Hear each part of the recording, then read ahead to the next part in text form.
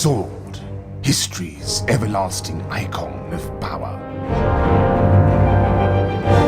The men who wielded these blades derived their strength not just from their arm, nor the steel of its body, but from the weapon's mere presence.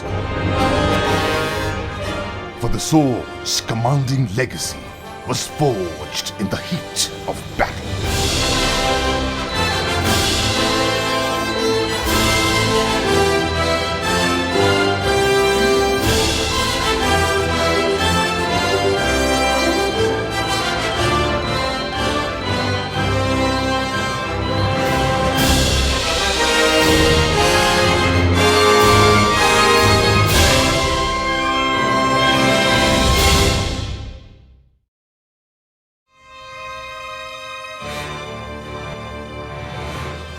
For thousands of years, the sword changed the course of history. Battles were won, lands were conquered, and destiny was determined not by politics, but on the edge of this legendary weapon. The sword was the ultimate symbol of authority, courage, bonding, valor, and the true essence of romantic chivalry.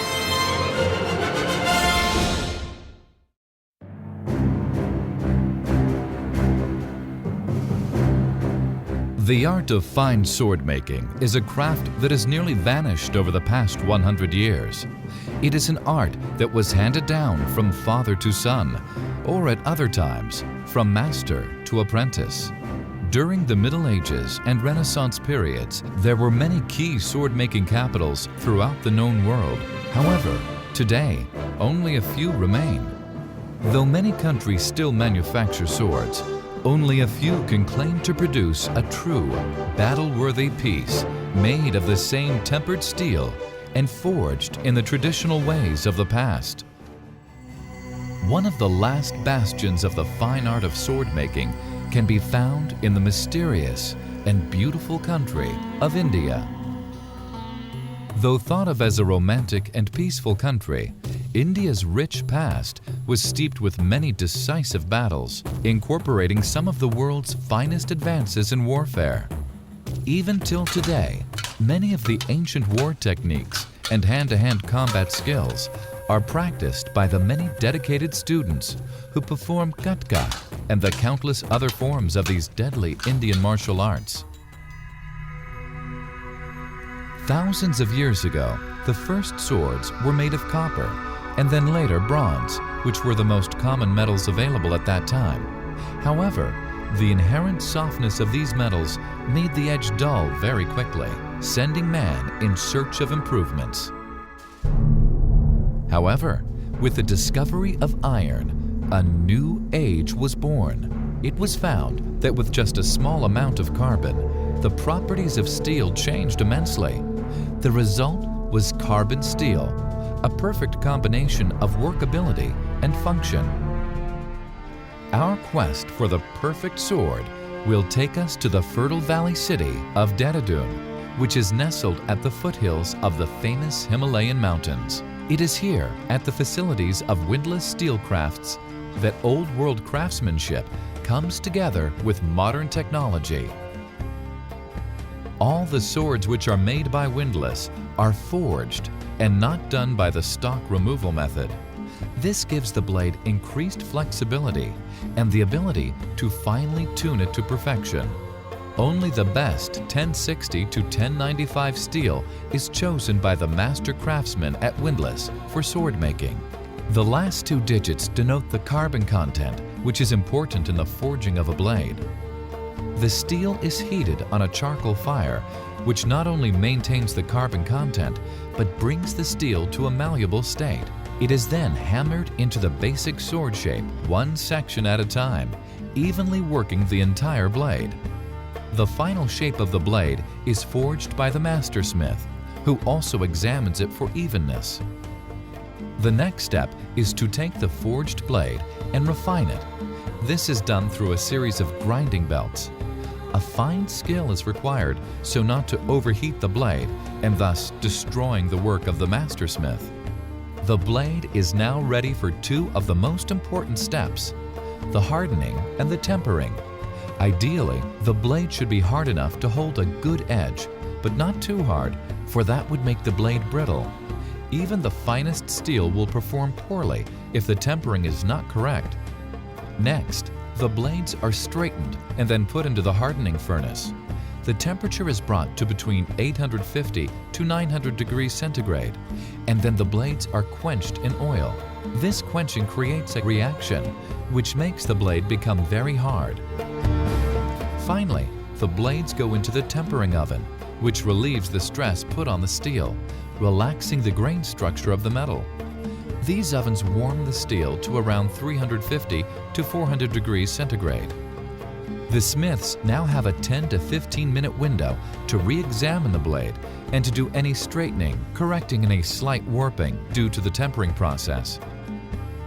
After each and every step, quality control personnel at Windlass Steel Crafts check and ensure that each blade has received the proper attention at every process along the way.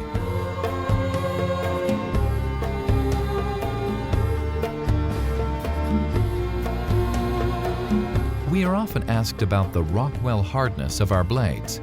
This is the international scale, which is used to measure steel's use for tools. Many of our blades measure 48 and 52 on the Rockwell scale.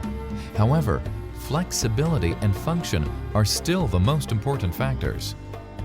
All of the blades are checked to see that they flex to over 5 inches and return to true each and every time. Only the finest blades can pass this test. Exactly like the blacksmiths of old, every blade now goes through a slap test. The striking of all 4 sides of the blade strongly against a hardened tree stump exerts an enormous amount of stress on both the blade and its tang. This simple test proves to the technicians at Windlass the blade's battleworthiness and its reliability to withstand any endurance. Finally, the blades are now brought to the polishing department, where they are given their final stunning appearance.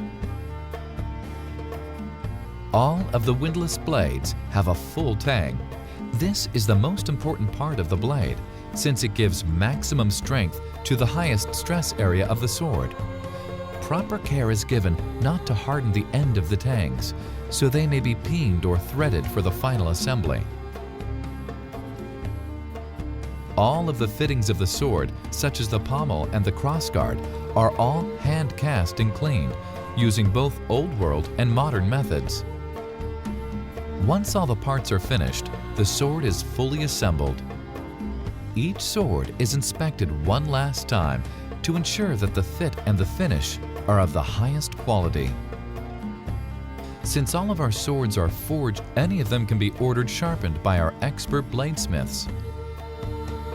Whether you are the owner of one of our historical reproductions or a unique presentation sword for corporate or stately affairs, you can be certain that every blade manufactured by Windlass is a true, one-of-a-kind, handmade collectible treasure which you will be proud to own for years to come.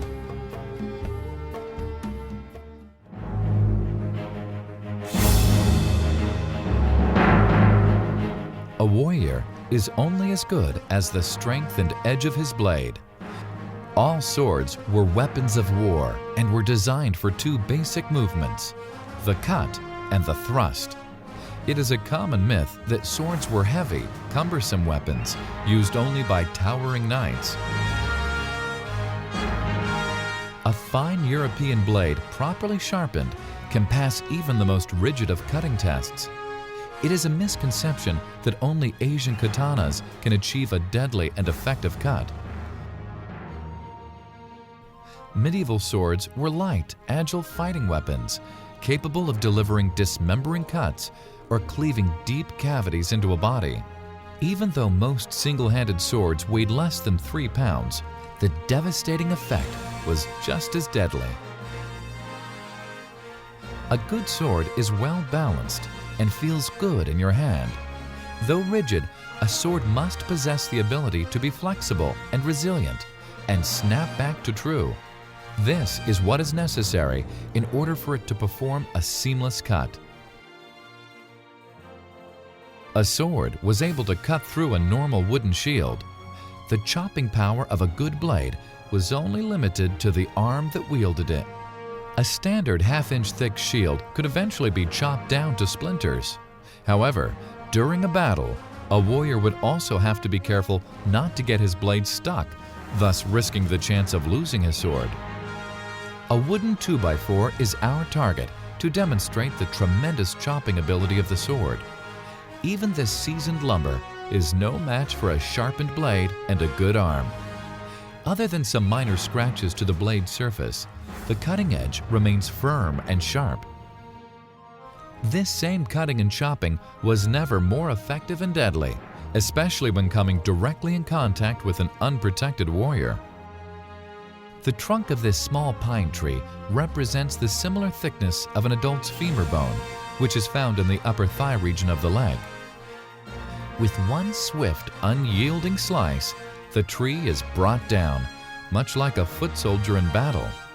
This type of cut was quite deadly, especially on an ancient battlefield with no medical aid. Many recent unearthed mass grave sites of medieval battles show that the soldiers that died in these battles suffered devastating injuries similar to this from a variety of weapons. For even steel mail, the state-of-the-art armor for over 1,000 years, fell victim to the might of the sword.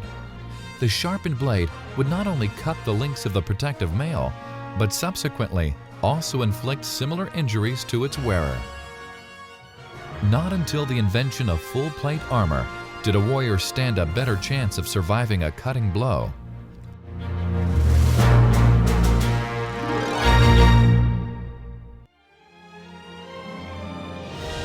Every time you hold your sword in your hand, it is like holding a piece of history.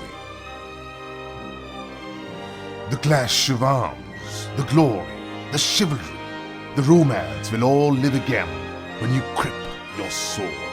A sword that was forged in the heat of battle.